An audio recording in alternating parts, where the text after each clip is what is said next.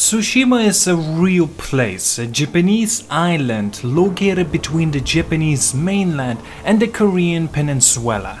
Visiting Tsushima multiple times during the project on the game, a beautiful place crowded with mountains and dense forests. Green covers what seems like every inch of the island. A rolling trees line from the top of the mountains all the way down to the ocean. However, the version of the Tsushima is not a one-to-one recreation of the real-life counterpart. It's a love letter to all of its parts. We took the essential elements of the island, mixed with some inspirations from the mainland Japan, and built this unique world of Ghost.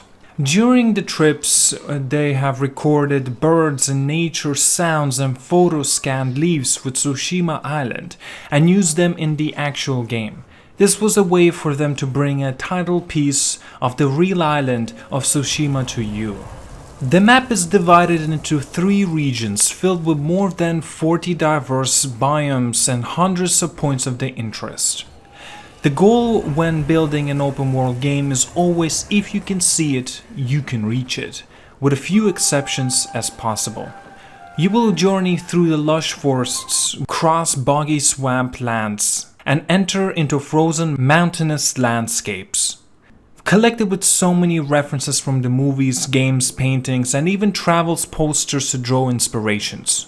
A presentation you with the authentic, believable world, a world that will call out to you, inviting you to explore a world that's rich and full of surprises.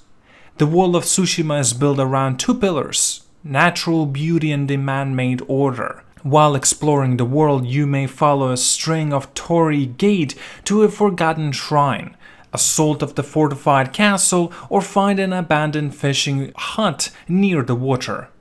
There are hundreds of locations in Tsushima to explore and hidden rewards to find. Based on the region, different locations have their own identity. For example, the healing town of Akashima is located in lowland wetlands. Moss hangs and grows on every surface, mist lingers above the ground, and incense burns near the great bell. You might even hear frogs croaking around you. It is mysterious and beautiful. Nature plays an important role in the world of Tsushima. It creates a rich, vibrant color palette which drives the art style and the identity of the game. First was the nature that just brought part of the general background. It wasn't until we started working on the grasslands and saw it as a singular element that they have realized how powerful it could be. Remembering the moment when looking at the screen, a sea of white fluffy pampas, flowers dancing in the wind, rolling wave patterns following round and round, and white particles flying in the air, it was stunning. That success inspired them to look at how could have been made into the natural spaces more memorable and unique. Try to do lots of methods to reach that goal, limiting the variety of foliage, pushing color values, increasing the translucency levels, and reducing noise of textures. In the end, this bold use of color in nature became a theme for the game. By limiting the types of foliage in the biomes, they were better able to bring a sense of freshness to each area and create a much more memorable world. You may have already heard that Ghost has unique mechanics called the guiding wind. At the time, players can summon a gust of wind to help guide them to their destination. As the wind blows, players will notice everything reacts around them, foliage, clothes, particles, helping point them in the right direction. That's not the only role the wind plays though.